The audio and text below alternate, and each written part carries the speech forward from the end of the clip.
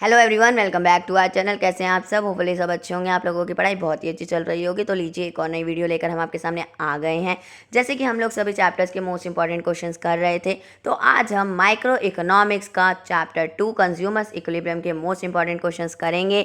इस वीडियो को एंड तक देखना, आपके लिए ये वीडियो बहुत ज़्यादा हेल्पफुल रहने वाली है। इससे आपको पता चल जाएगा कि आपके एग्जाम में किस तरीके के क्वेश्चंस आ सकते हैं, आपने उसके किस तरीके से आंसर्स देने हैं, कहाँ डायग्राम बनाना है, कहाँ शेड्यूल बनाना है, ये सब आपको इस वीडियो में आज पता चल जाएगा। इसलिए वीडियो को एंड तक देखना। तो आइए अपना आज का सेशन स्टार्ट करते हैं। Let's get started. देखिए, क्वेश्चन नंबर 1 क्या करना है आपने इस चैप्टर में से, explain the relationship between total utility and marginal utility. Total utility and marginal utility के बीच में रिलेशनशिप बहुत अच्छे से कर लेना। ये डायरेक्ट क्वेश्चन भी आ सकता है और इनडायरेक्ट क्वेश्चन भी आ सकता है। तो इनडायरेक्ट क्वेश्चन के लिए मैंने 2 क्वेश्चन डाले हैं, ये हम बाद में करेंगे। पहले समझ लेते हैं कि total utility and marginal utility के बीच में क्या रिलेशनशिप है। तो फिर आप इन दोनों के आंसर खुद ही दे देंगे। मेरे साथ कमेंट में ज़रूर बताना कि इन दोनों के क्या आंसर रहेंगे। आपको पहले से पता चल गए थे कि नहीं चले थे। तो टोटल यूटिलिटी क्या होता है, पहले ये देखते हैं। TU refers to the total satisfaction obtained from the consumption of all possible units of a commodity। Commodity की सारी यूनिट्स को कंज्यूम करने के बाद जो मुझे टोटल सेटिस्फेक्शन मिलती है उसे मैं बोलती हूँ टोटल यूटिलिटी। और TU का फॉर्मूला क्या है?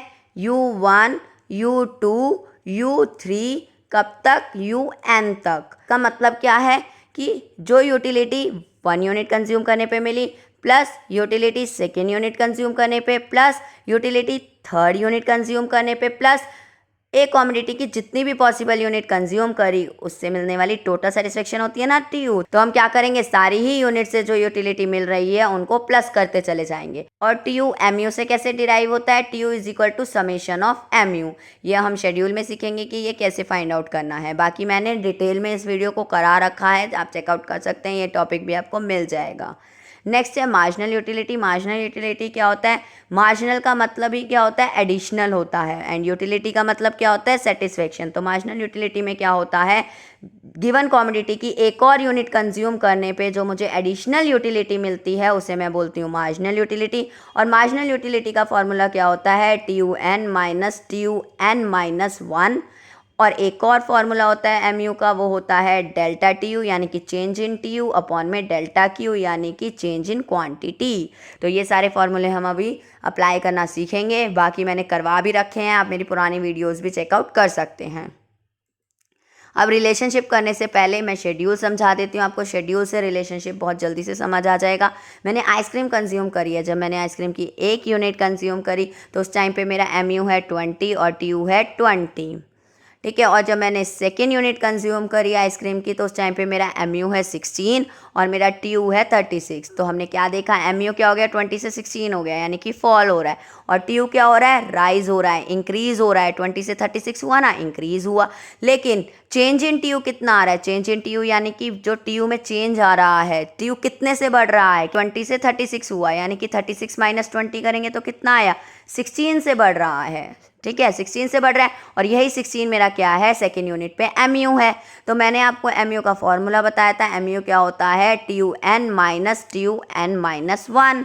तो यानी कि नीचे वाले TU में से मैंने ऊपर वाले TU को माइनस करा तो मेरा MU फाइंड आउट हो गया, ठीक है। तो इस तरीके से आप MU फाइंड आउट कर सकते हैं अगर आपको TU गिवन है तो यानी कि TU में चेंज कितना आया? 16 का चेंज आया, ठीक है। उसके बाद क्या देखा, 3rd यूनिट जब मैं कंज्यूम कर रही हूँ तो मेरा MU तो 10 हो गया और TU मेरा 46 हो गया, ठीक है। तो मतलब क्या है इसका कि मेरा MU तो फॉल ही कर रहा है और लेकिन मेरा TU क्या हो रहा है? इंक्रीज हो रहा है। देखो 36 से 46 हुआ यानी कि कितने का चेंज आया? 46 माइनस 36 करोगे 10 का चेंज आया और वो 10 हमारा क्या है? MU है। और अगर आपको MU से TU निकालना हो तो क्या फॉर्मूला होता है? TU का भी एक मैंने आपको फॉर्मूला बताया था, समेशन ऑफ MU। यानी कि क्या करोगे आप? MU को ऐड करते चले जाओगे। जैसे कि ये 20 और 16 है, 20 और 16 को प्लस करोगे तो ये 36 निकल के आ जाएगा TU। जब आप इन तीनों को प्लस करोगे 20 16 10 तो 46 निकल के आ जाएगा TU। तो इस तरीके से आप MU को प्लस करते चाहोगे तो TU निकल के आ जाएगा आपके पास। तो इस तरीके से आप डिराइव कर सकते हो TU से MU और MU से TU। अगर डिटेल में पढ़ना हो तो वीडियो डली हुई है ऑलरेडी, ठीक है। अभी हम रिवीजन कर रहे हैं तो थोड़ा फास्ट करेंगे जिससे कि आपको कम से कम टाइम पे ज़्यादा से ज़्यादा क्वेश्चंस प्रोवाइड किए जा सकें। नेक्स्ट है 4 यूनिट, जब 4 यूनिट्स आइसक्रीम कंज्यूम करी तो मार्जिनल यूटिलिटी क्या हो गया, मार्जिनल यूटिलिटी 4 हो गया। मार्जिनल यूटिलिटी अभी भी क्या हो रहा है, फॉल हो रहा है। और टीयू कितना हो गया, 46 से 50 हो गया। कितने से बढ़ गया, 4 से बढ़ गया, तो वही मार्जिनल यूटिलिटी है ना 4। ठीक है, तो अभी भी क्या हो रहा है, ये इंक्रीज ही हो रहा है टीयू। 5 यूनिट जब आइसक्रीम की कंज्यूम करी तो एमयू क्या हो गया, 0 हो गया। एमयू क्या हो गया, फॉल होते होते 0 हो गया। और टीयू क्या हो गया, 50 ही रहा, यानी कि इस पॉइंट पे टीयू हमारा मैक्सिमम है एंड क्या है, कांस्टेंट है। मैक्सिमम एंड कांस्टेंट आप देख रहे हैं ना, टीयू इस टाइम पे मैक्सिमम एंड कांस्टेंट है, यानी कि 50 से 50 ही रहा और पूरे उसमें सबसे ज़्यादा टीयू है इस टाइम पे। ठीक है, उसके बाद जब 6 पे गए, 6 यूनिट कंज्यूम करी तो उस टाइम पे मेरा एमयू क्या हो गया, नेगेटिव चला गया। एमयू क्या चला गया, फॉल तो हो ही रहा है, साथ साथ नेगेटिव चला गया। जब एमयू नेगेटिव देख रहे हैं तो उस टाइम पे मेरा टीयू क्या हो रहा है, फॉल होने लग गया।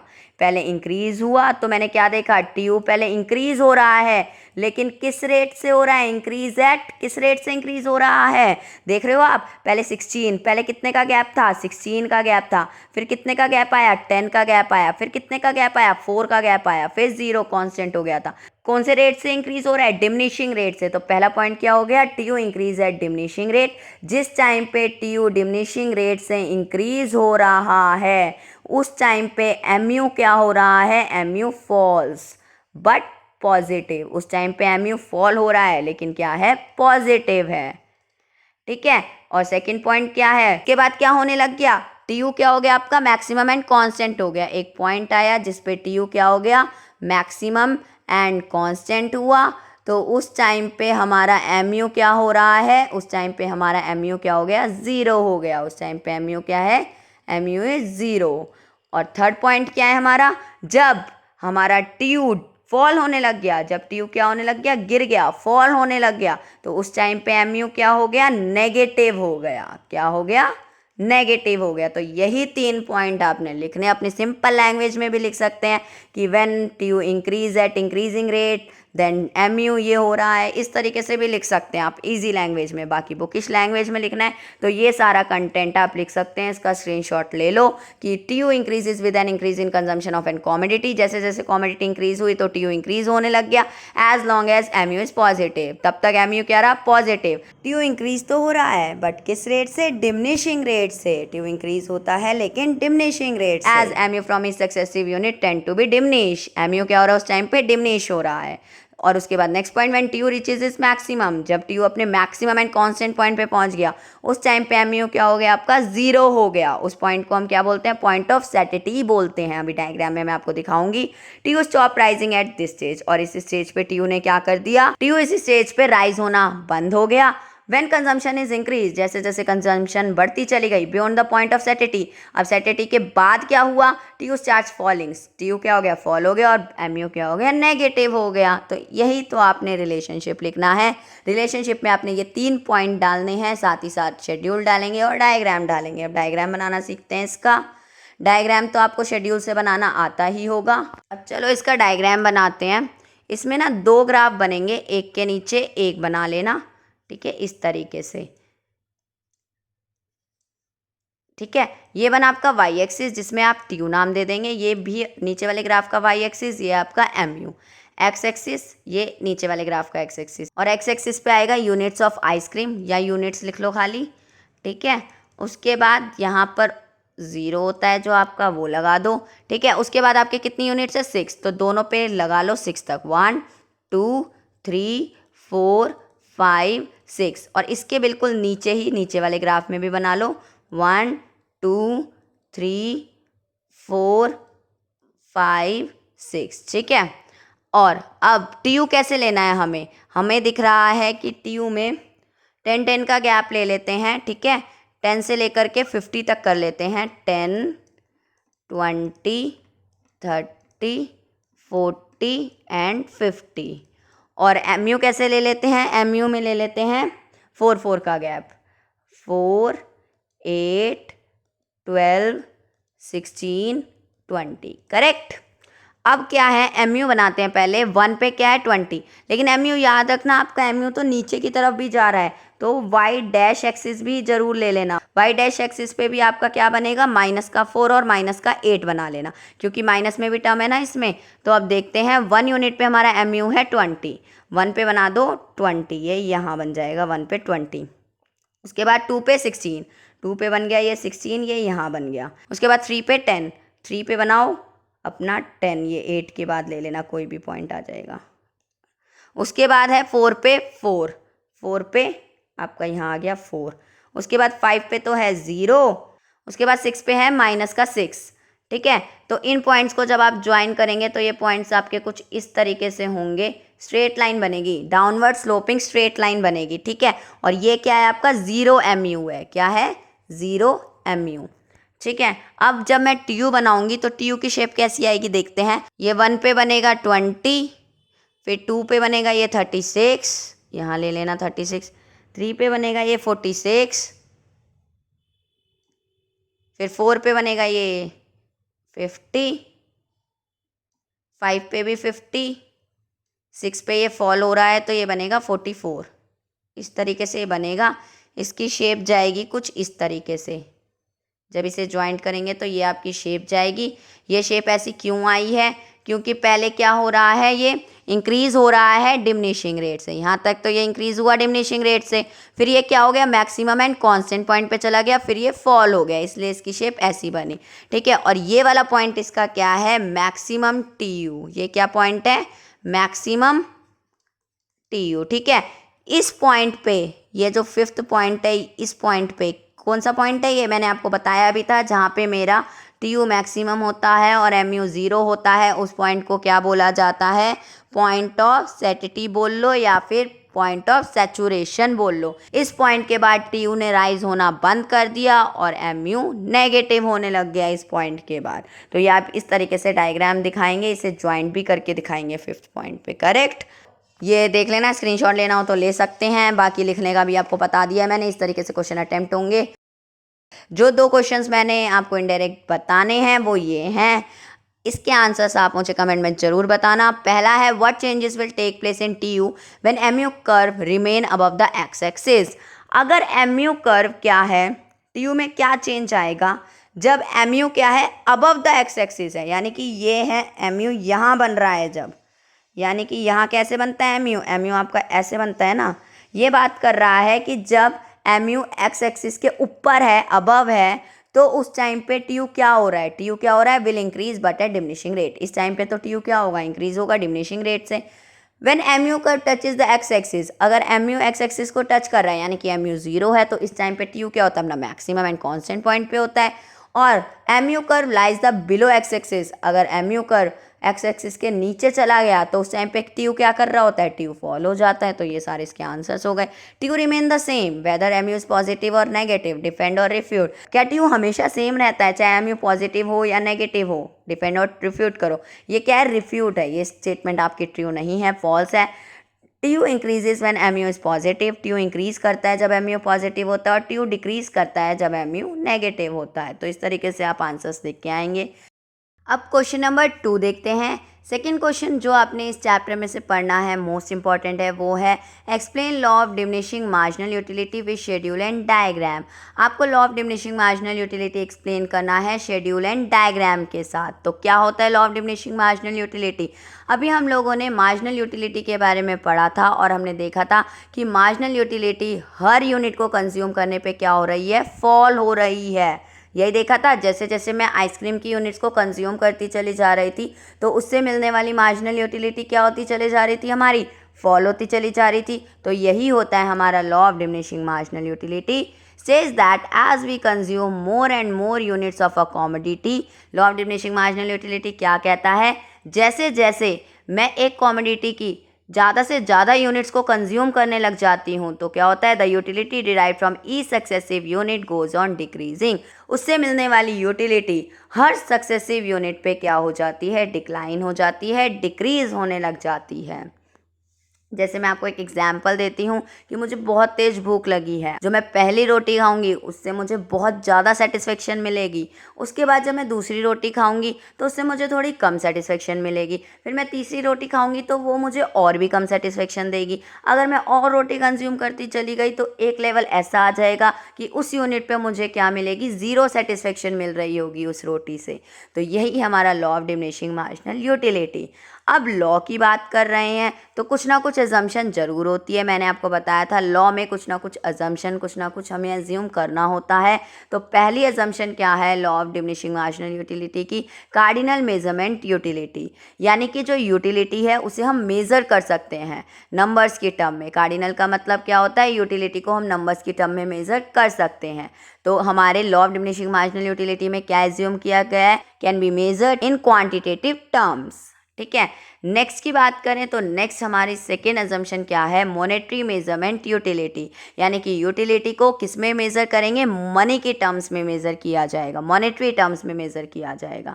एंड थर्ड अजम्पशन क्या है? कंजम्पशन ऑफ रीजनेबल क्वांटिटी, यानी कि जो मैं कंज्यूम कर रही हूँ वो क्या होनी चाहिए? रीजनेबल क्वांटिटी होनी चाहिए। फॉर एग्जाम्पल, अगर मुझे बहुत ज़्यादा प्यास लगी है तो मैं ग्लास में पानी नहीं पी रही हूँ, मैं किस में पानी पी रही हूँ? एक स्पून में पानी पी रही हूँ। अगर मैं स्पून में पानी पीऊँगी तो मेरी प्यास बुझने नहीं वाली, तो मुझे हर चम्मच सेम सेटिस्फेक्शन ही देगा।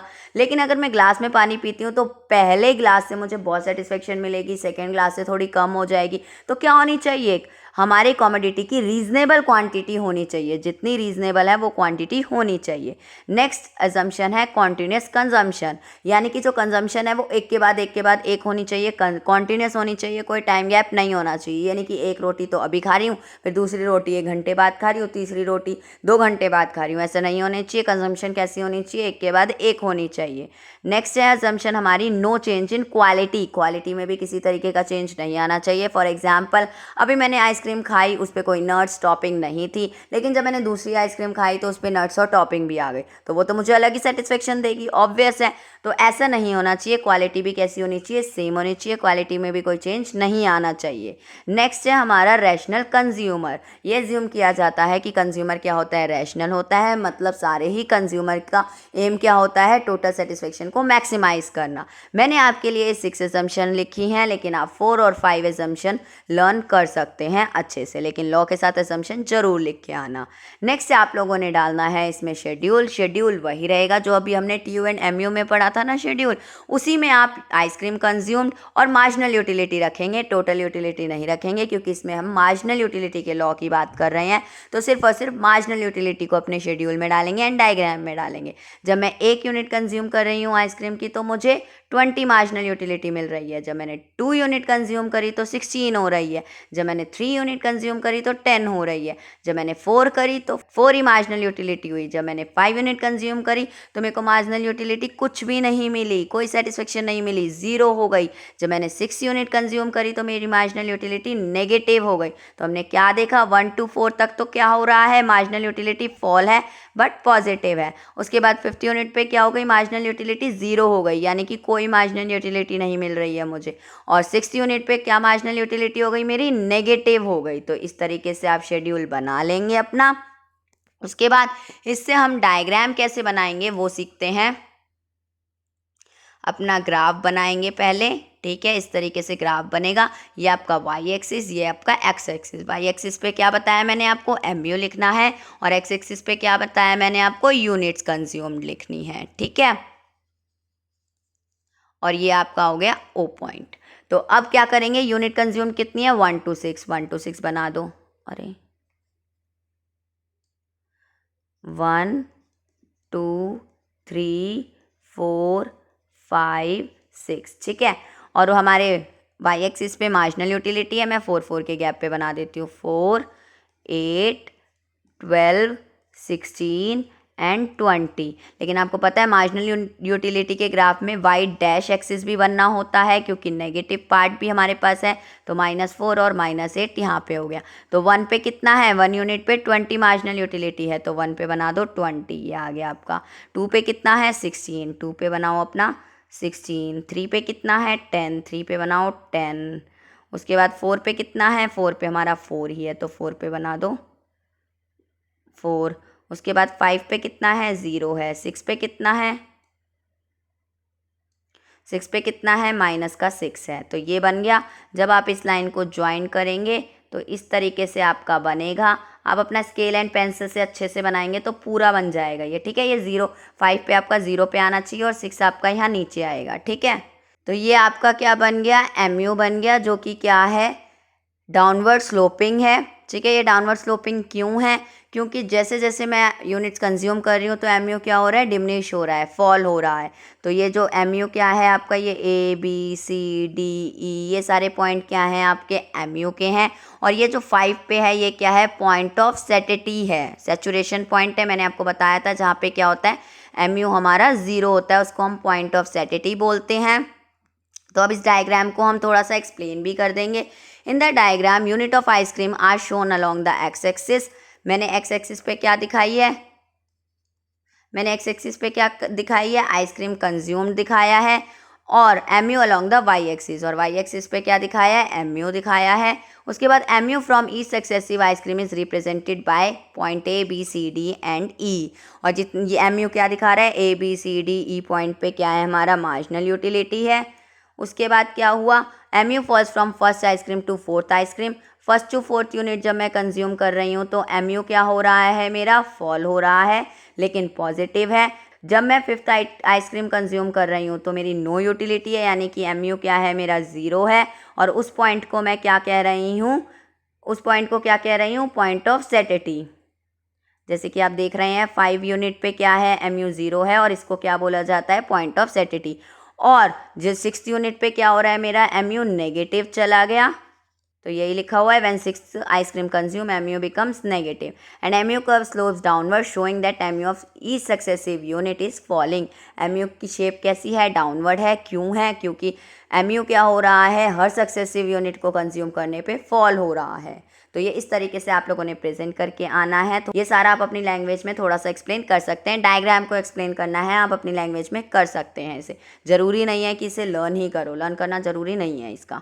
आपको अगर डायग्राम और शेड्यूल समझ आ गया तो आप खुद भी लिख सकते हैं। तो ये था law of diminishing marginal utility. Next question कौन सा इंपॉर्टेंट है देखते हैं। Question number 3, explain the condition of consumers equilibrium in case of single commodity and two commodities. आपको कंज्यूमर्स इक्विलिब्रियम बताना है सिंगल कमोडिटी के केस में और टू कमोडिटीज़ के केस में, ठीक है। हम सिंगल और टू कमोडिटीज़ दोनों पढ़ेंगे। ये जो क्वेश्चंस मैंने आपको दे रखे हैं ये सब हम बाद में डिस्कस करेंगे कि किस में सिंगल कमोडिटी लिखना है, किस में टू कमोडिटीज़ लिखना है। तो पहले सिंगल कमोडिटीज़ देख लेते हैं क्या होता है।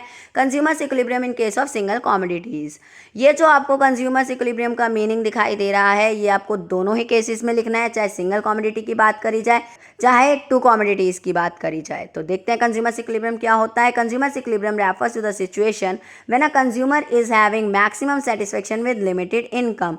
कंज्यूमर्स इक्विलिब्रियम वो सिचुएशन होती है जब कंज्यूमर को ज़्यादा से ज़्यादा सेटिस्फेक्शन मिलती है लिमिटेड इनकम पे and has no tendency to change his way of existing expenditure.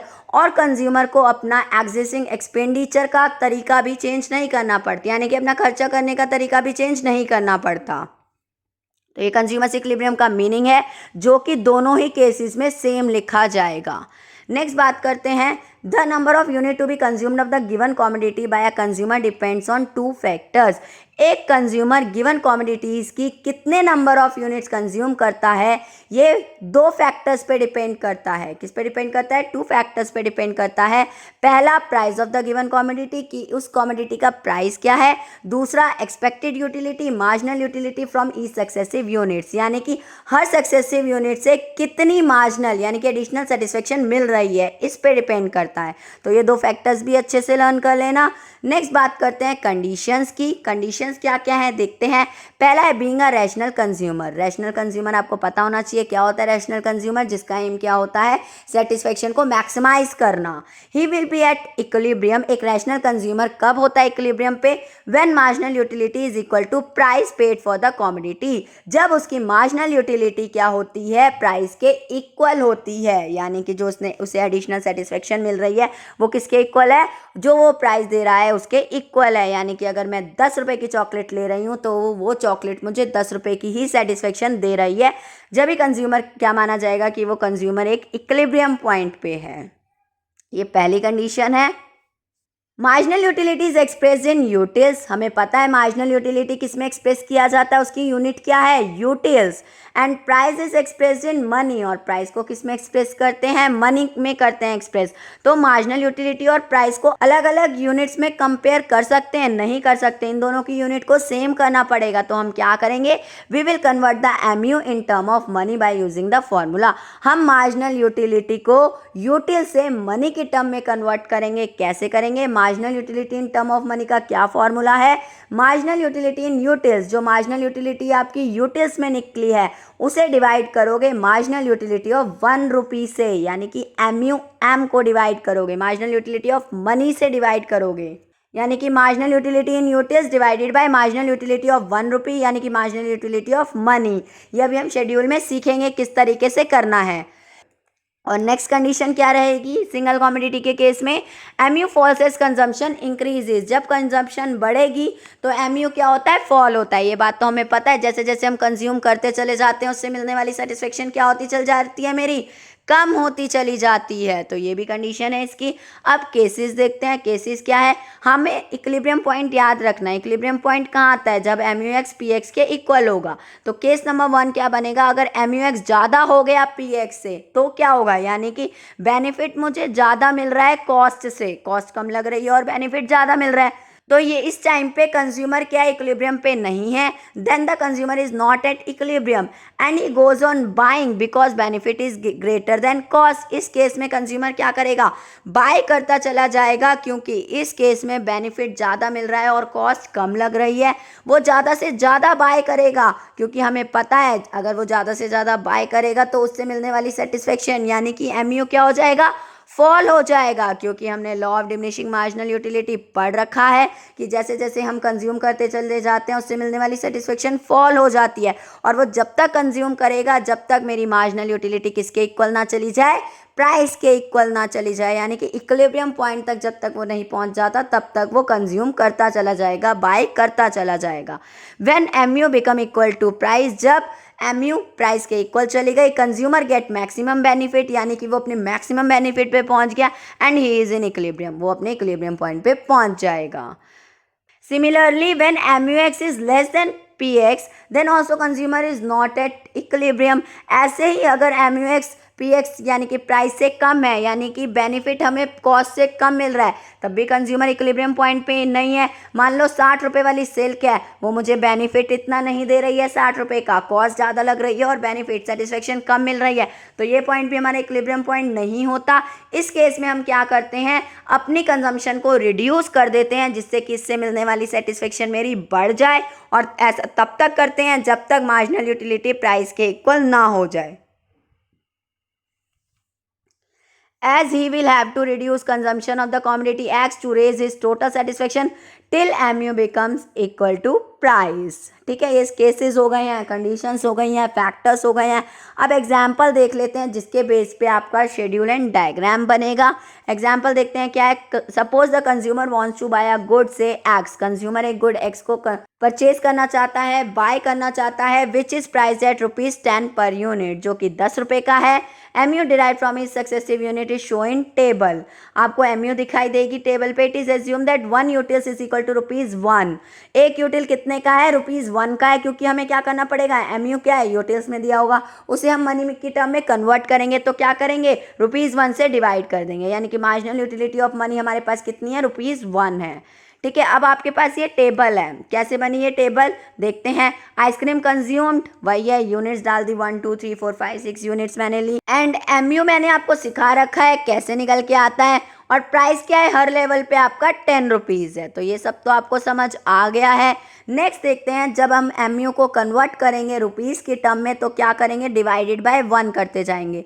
20 divided by 1 20 आ गया, 16 डिवाइडेड बाय 1 16 आ गया, 10 डिवाइडेड बाय 1 10 आ गया, 4 डिवाइडेड बाय 1 4 आ गया, 0 डिवाइडेड बाय 1 0 आ गया, -6 डिवाइडेड बाय 1 -6 आ गया। ठीक है, अब इनका डिफरेंस देखेंगे, MUX और प्राइस का डिफरेंस देखेंगे। आपको कंज्यूमर इक्विलिब्रियम की कंडीशन याद है, क्या कंडीशन होती है कि MUX किसके इक्वल होना चाहिए, PX के इक्वल होना चाहिए। मुझे थर्ड यूनिट पे दिख रहा है कि जो प्राइस है वो भी 10 है और MUX भी कितना आ रहा है, देखो ये वाला 10 ही आ रहा है, ठीक है। तो यानी कि आंसर क्या आ गया हमारा, ये जो थर्ड यूनिट पे है ये क्या हो गया, MUX क्या हो गया यहाँ पे, PX के इक्वल चला गया। ये वाला पॉइंट मेरा इक्विलिब्रियम पॉइंट बन गया, ठीक है। बाकी फिर भी हम क्या निकालेंगे, डिफरेंस निकालते हैं।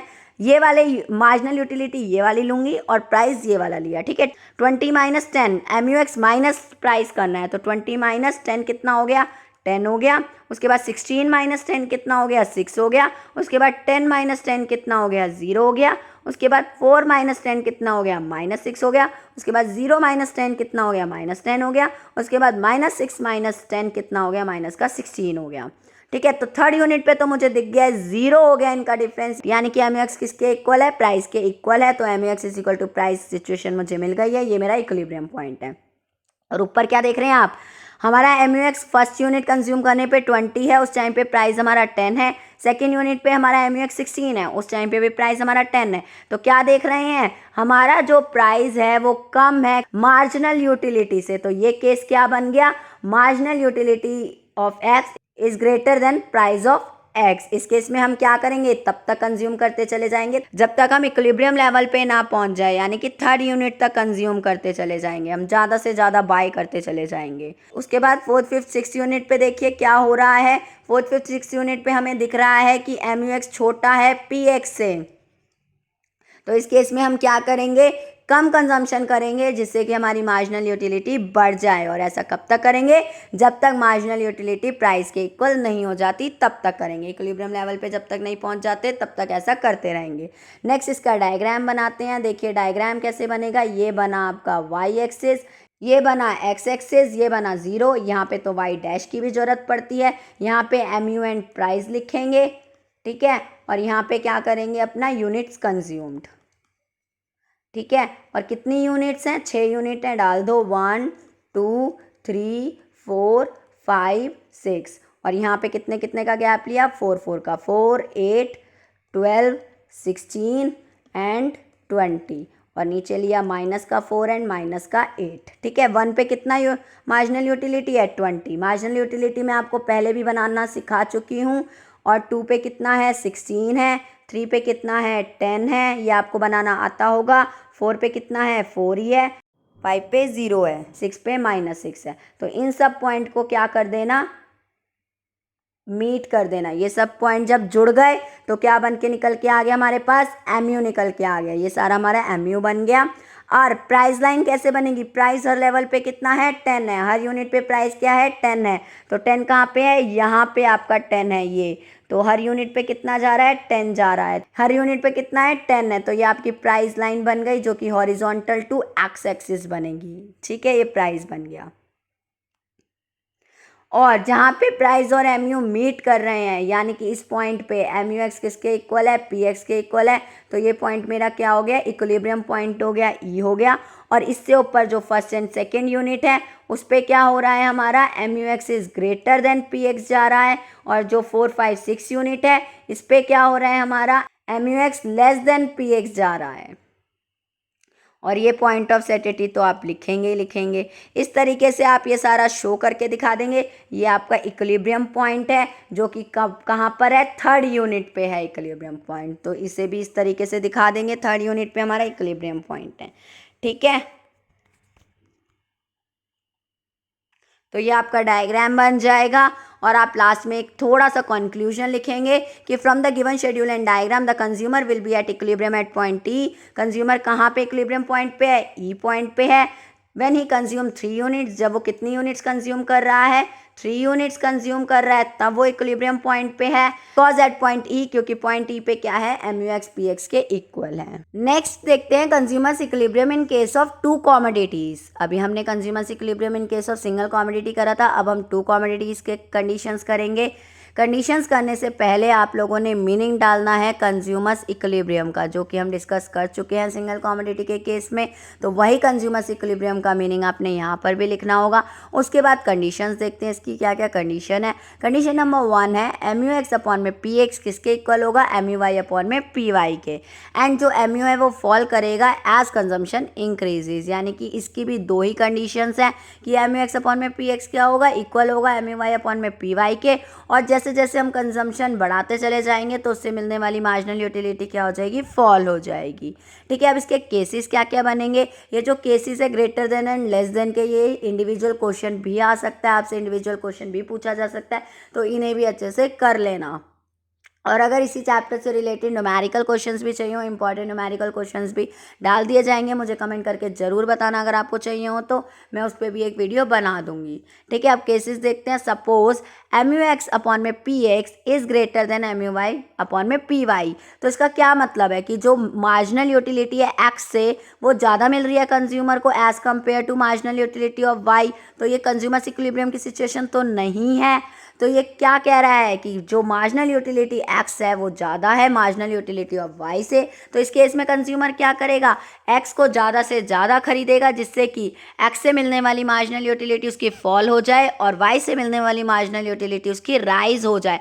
और ऐसा वो कब तक करेगा, जब तक वो अपने कंज्यूमर इक्विलिब्रियम पॉइंट पे नहीं पहुंच जाता, यानी कि जब तक MUX अपॉन में PX is equal to MUY upon में PY नहीं हो जाता। देखिए पढ़ते हैं, लिखना क्या है आपने। In this case the consumer is getting more marginal utility in case of good X as compare to good Y। इस केस में कंज्यूमर को मार्जिनल यूटिलिटी गुड X के केस में ज़्यादा मिल रही है as compare to good Y, therefore he will buy more of X। इसलिए वो ज़्यादा से ज़्यादा X को खरीदेगा and less of Y, Y को कम खरीदेगा। This will lead to fall in MUX। इससे क्या हो जाएगा, X से मिलने वाली मार्जिनल यूटिलिटी क्या हो जाएगी, फॉल हो जाएगी, और Y से मिलने वाली मार्जिनल यूटिलिटी बढ़ जाएगी, राइज हो जाएगी। Consumer will continue to buy more of X। वो ज़्यादा से ज़्यादा X कब तक खरीदेगा, जब तक वो अपने कंज्यूमर इक्विलिब्रियम पॉइंट पे नहीं पहुंच जाता, यानी कि MUX अपॉन में PX किसके इक्वल नहीं हो जाता, MUY अपॉन में PY के। अब नेक्स्ट केस क्या है हमारा। सपोज MUX अपॉन में PX is less than MUY upon में PY। इस केस में उसे मार्जिनल यूटिलिटी Y से ज़्यादा मिल रही है एज कम्पेयर टू X। तो इस केस में वो क्या करेगा, Y को ज़्यादा से ज़्यादा बाय करेगा, जिससे कि Y से मिलने वाली सेटिस्फेक्शन क्या हो जाएगी, उसकी फॉल हो जाएगी। Y से मिलने वाली मार्जिनल यूटिलिटी उसकी फॉल हो जाएगी और X से मिलने वाली मार्जिनल यूटिलिटी उसकी बढ़ जाएगी। In this case the consumer is getting more marginal utility in case of good Y as compare to good X, therefore he will buy more of Y and less of X। This will lead to fall in marginal utility of Y and rise in marginal utility of X। और ये कब तक करेगा, consumer will continue to buy more of Y till MUX upon में PX is equal to MUY upon में PY। ऐसा वो कब तक करेगा, जब तक वो अपने कंज्यूमर इक्विलिब्रियम पॉइंट पे नहीं पहुंच जाता, जब तक ये इक्वल की सिचुएशन नहीं आ जाती, तब तक करेगा। तो ये दोनों केसेस हम लोगों ने कर लिए हैं। अब इसके क्वेश्चंस रीड करते हैं। आप मुझे बताना किसमें 1 कमोडिटी केस आएगा और किसमें 2 कमोडिटी केस आपने लिखना है। अब आपको पता चल गया होगा। तो पहला देखते हैं, how does the consumer reach equilibrium position when he is buying only 1 commodity, explain with the help of MU schedule. इसमें तो सीधा ही लिखा हुआ है, सिंगल कमोडिटी केस है ये, तो 1 कमोडिटी केस डाल देंगे इसमें, simple. Next, how many units of a commodity should a consumer buy to get maximum utility, explain with the help of numerical example. इसमें आपको बताना है कि एक कंज्यूमर कितनी यूनिट ऑफ अ कमोडिटी ले मैक्सिमम यूटिलिटी लेने के लिए, न्यूमेरिकल एग्जाम्पल के साथ। यानी कि हमने किस में पढ़ा है, 1 कमोडिटी केस में पढ़ा है। सिंगल कमोडिटी केस यहाँ पे लिख देना बस। नेक्स्ट है, explain condition determining how many units of a good consumer will by at a given price. एक अच्छा कंज्यूमर कितनी यूनिट्स ले सकता है गिवन प्राइस पे, कितनी यूनिट्स बाय कर सकता है गिवन प्राइस पे। तो ये भी क्या है हमारा 1 कमोडिटी केस ही बताता है ये बात भी। नेक्स्ट है हमारा, consumer consumes only 2 good X and Y। एक कंज्यूमर है 2 गुड कंज्यूम करता है X एंड Y। इसमें 2 दिख गए तो पहले ही पता चल गया क्या है ये, 2 कमोडिटी केस का है। At a consumption level of these 2 goods he finds that ratio of marginal utility of price in case of X is higher than in case of Y। इस केस में आपको क्या दिख रहा है, वो बोल रहा है कि जो X से मार्जिनल यूटिलिटी मिल रही है वो हायर है एज कम्पेयर टू Y। तो हम क्या करेंगे इसमें, MUX अपॉन में PX is greater then MUY upon में PY की कंडीशन बताएंगे कि इस केस में कंज्यूमर का क्या रिएक्शन होगा, वो कैसे कंज्यूमर इक्विलिब्रियम पॉइंट तक पहुंचेगा। होपफुली आपको सारे आंसर्स पता चल गए होंगे इसके। नेक्स्ट है इंडिफरेंस कर्व से रिलेटेड क्वेश्चंस। देखते हैं कैसे क्वेश्चंस आएंगे इंडिफरेंस कर्व से रिलेटेड। क्वेश्चन नंबर 1 है using indifference curve approach explain the condition of consumers equilibrium. आपको कंज्यूमर्स इक्विलिब्रियम की कंडीशंस एक्सप्लेन करनी है इंडिफरेंस कर्व अप्रोच को यूज़ करते हुए, जैसे कि हम लोगों ने 1 commodity case and 2 commodity case में किया था ना। अब हम करेंगे इंडिफरेंस कर्व अप्रोच का यूज़ करते हुए कंज्यूमर्स इक्विलिब्रियम की कंडीशंस। नेक्स्ट है the budget line is tangent to the indifference curve explain with the help of diagram. इसमें भी क्या आएगा, आपका कंज्यूमर्स इक्विलिब्रियम ही आएगा इंडिफरेंस कर्व अप्रोच को यूज़ करते हुए। नेक्स्ट है आपका show diagrammatically the condition for consumers equilibrium in Hicksian analysis of demand. जब आपसे हिक्सियन एनालिसिस ऑफ डिमांड में कंज्यूमर्स इक्विलिब्रियम की कंडीशन पूछी जाए तो भी आपने इंडिफरेंस कर्व अप्रोच के बारे में ही बताना है। नेक्स्ट है what is indifference curve, what are its properties, ये भी आपने बहुत अच्छे से कर लेना है। तो पहले स्टार्ट करते हैं इंडिफरेंस कर्व के मीनिंग के बारे में। इंडिफरेंस कर्व क्या होता है? Indifference curve refers to the graphical representation of various alternative combination of two goods which give the consumer same satisfaction. क्या होता है इंडिफरेंस कर्व? ये एक ग्राफिकल रिप्रेजेंटेशन है टू कॉमोडिटीज़ के ऑल्टरनेटिव कॉम्बिनेशन की, जो कि कंज्यूमर को क्या देती हैं, सेम लेवल की सेटिस्फेक्शन देती है। आपको जब शेड्यूल एंड डायग्राम कराया जाएगा तो और अच्छे से समझ आ जाएगा। जैसे कि मैंने ये शेड्यूल बना रखा है, कॉम्बिनेशन बना रखे हैं PQRST, और मैंने 2 गुड्स ले रखे हैं एप्पल एंड बनाना। और दोनों गुड्स में क्या हो रहा है, एप्पल क्या हो रहा है, गेन हो रहा है, एंड बनाना क्या हो रहा है, सेक्रीफाइस हो रहा है। मैंने आपको PPC में भी बताया था, एक गुड को गेन करने के लिए मुझे क्या करना पड़ता है, दूसरे गुड को सेक्रीफाइस करना पड़ता है। तो इसमें मैं एप्पल को गेन कर रही हूँ और दूसरे गुड को क्या कर रही हूँ, सेक्रीफाइस कर रही हूँ। अब कॉम्बिनेशन P है, उसमें क्या हो रहा है, एप्पल 1 है और बनानास कितने हैं, 15 है, यानी कि क्या कॉम्बिनेशन बन रहा है, 1 एंड 15 का। उसके बाद Q पे क्या है, एप्पल्स 2 है और बनानास 10 है, तो क्या कॉम्बिनेशन बन रहा है, 2 एंड 10 का। उसके बाद आर कॉम्बिनेशन में क्या है, एप्पल्स 3 हैं, बनानास 6 हैं, तो क्या कॉम्बिनेशन बन रहा है, 3 एंड 6 का। उसके बाद क्या हो रहा है, एस कॉम्बिनेशन में एप्पल्स 4 हैं एंड बनानास 3 है, क्या कॉम्बिनेशन बन रहा है, 4 एंड 3 का। उसके बाद टी कॉम्बिनेशन में क्या है, एप्पल्स 5 हैं एंड बनानास 1 है, क्या कॉम्बिनेशन बन रहा है, 5 एंड 1 का। ठीक है, अब ये जितने भी कॉम्बिनेशन बने हैं 2 गुड्स से, इससे कंज्यूमर को क्या मिलेगी, सेम लेवल की सेटिस्फेक्शन मिलेगी।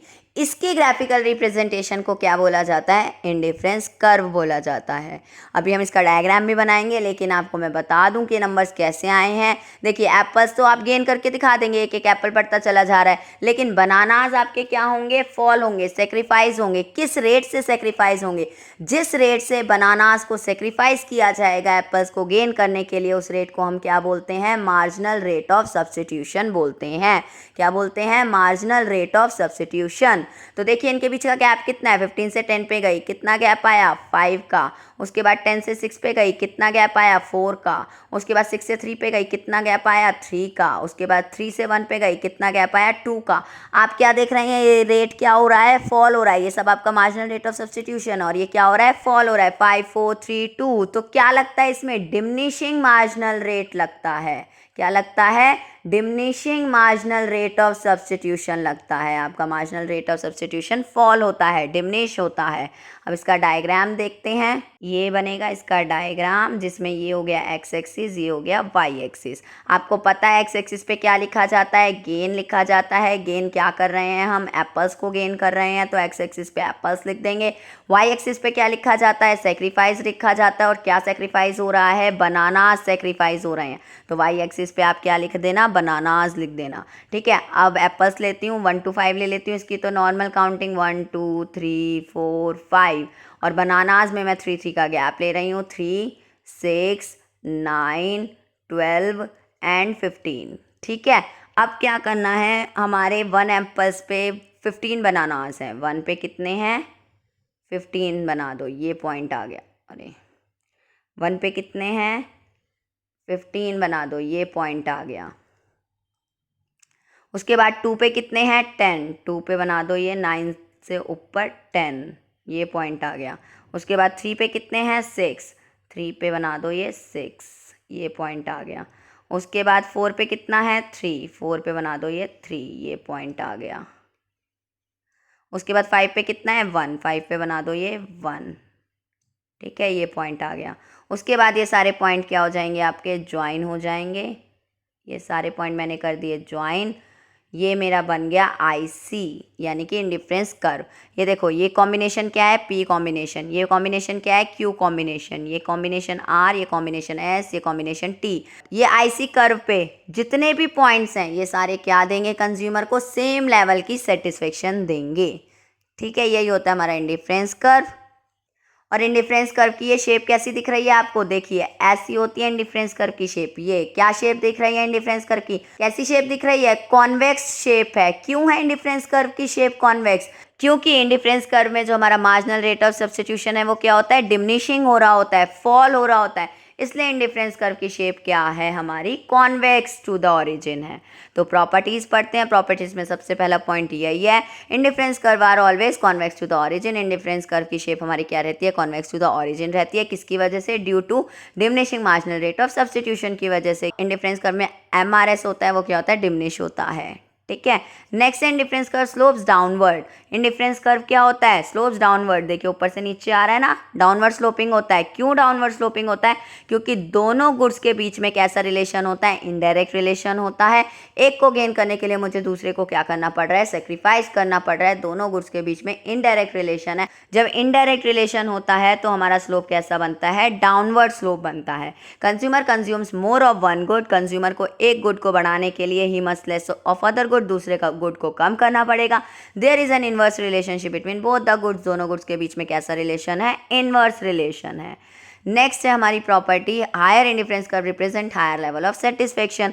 जो हायर इंडिफरेंस कर्व होगा वो क्या शो करेगा, क्या रिप्रेजेंट करेगा, हायर लेवल की सेटिस्फेक्शन रिप्रेजेंट करेगा। जैसे कि ये बनाया मैंने x एक्सिस, ये बनाया y एक्सिस, ये IC1 बना, ये IC2 बना, ये IC3 बना। ठीक है, तो जो IC2 है वो IC1 से ज़्यादा सेटिस्फेक्शन देगा, और जो IC3 है वो IC2 और 1 दोनों से ही ज़्यादा सेटिस्फेक्शन देंगे। ठीक है, जितना ज़्यादा हायर इंडिफरेंस कर्व उतनी ज़्यादा level of satisfaction. Higher indifference curve represent higher level of satisfaction. लेकिन जो IC1 पे जितने भी पॉइंट्स होंगे, जितने भी कॉम्बिनेशन बनेंगे, वो कंज्यूमर को सेम लेवल की सेटिस्फेक्शन देंगे। Next, indifference curves can never intersect each other. जो इंडिफरेंस कर्व्स होते हैं वो कभी भी आपस में इंटरसेक्ट नहीं करते। ये है मेरा IC1 और ये बना मेरा IC2।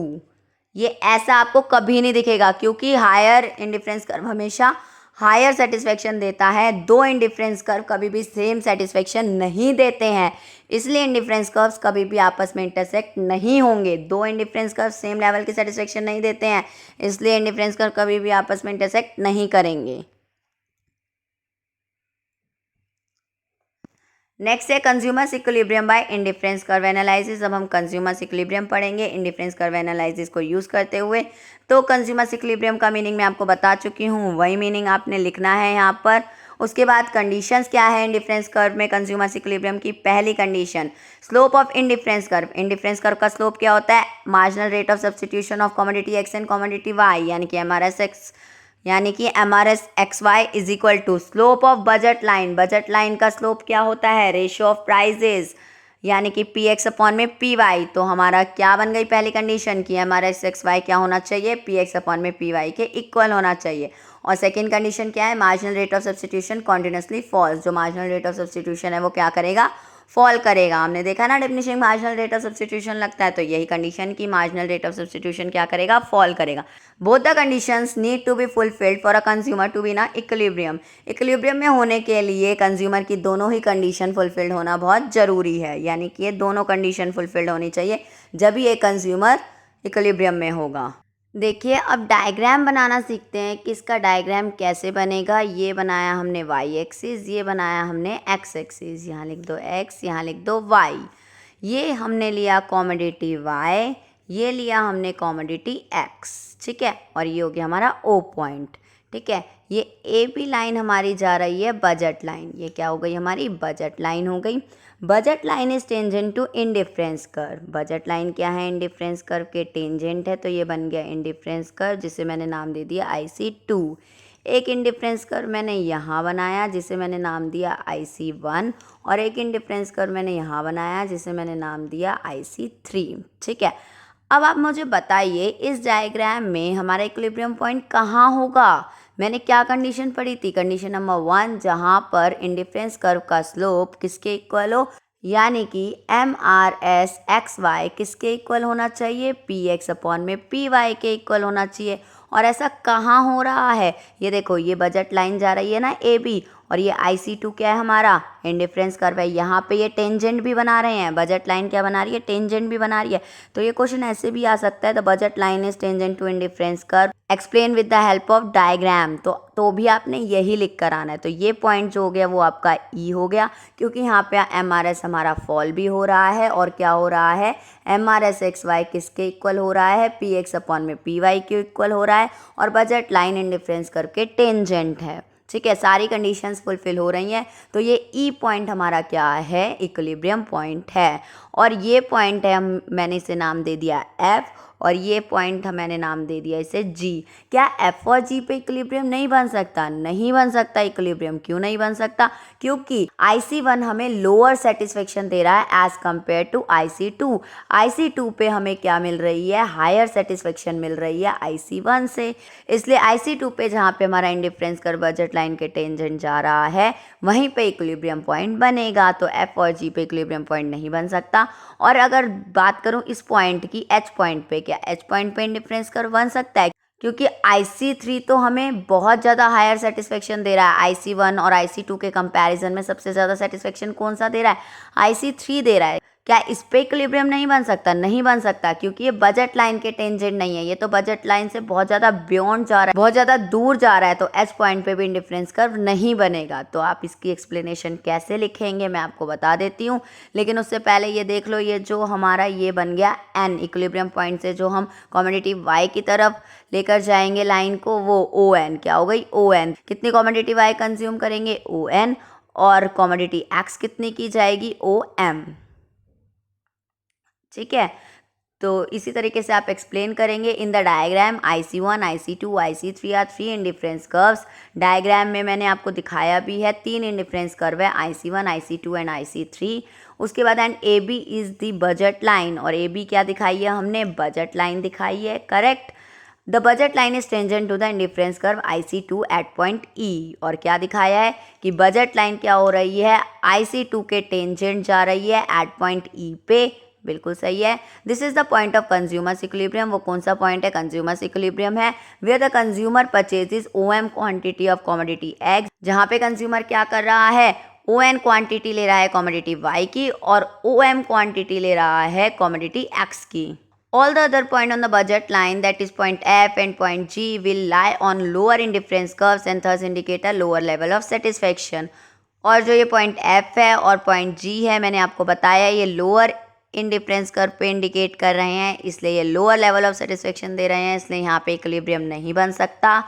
अब point H, slope of budget line is not equal to slope of indifference curve. अगर मैं बात करूँ H पॉइंट की, तो यहाँ पर तो बजट लाइन का स्लोप इंडिफरेंस लाइन के स्लोप के इक्वल है ही नहीं, तो यहाँ पर भी हमारा कंज्यूमर्स इक्विलिब्रियम नहीं बन सकता।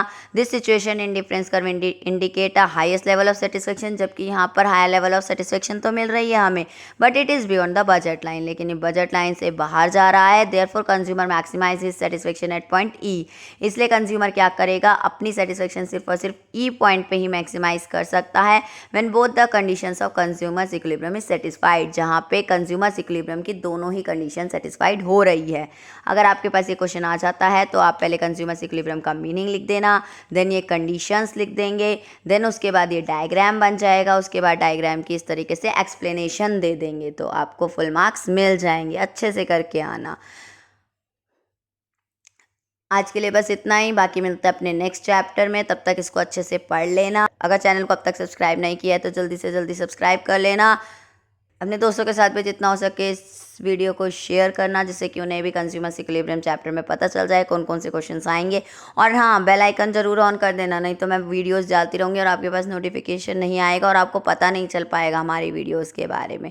ठीक है, तब तक के लिए इसी तरीके से पढ़ते रहिए, हमारे चैनल के साथ जुड़े रहिए, और वीडियो पसंद आए तो वीडियोज़ को लाइक भी करते रहिए। Thank you so much.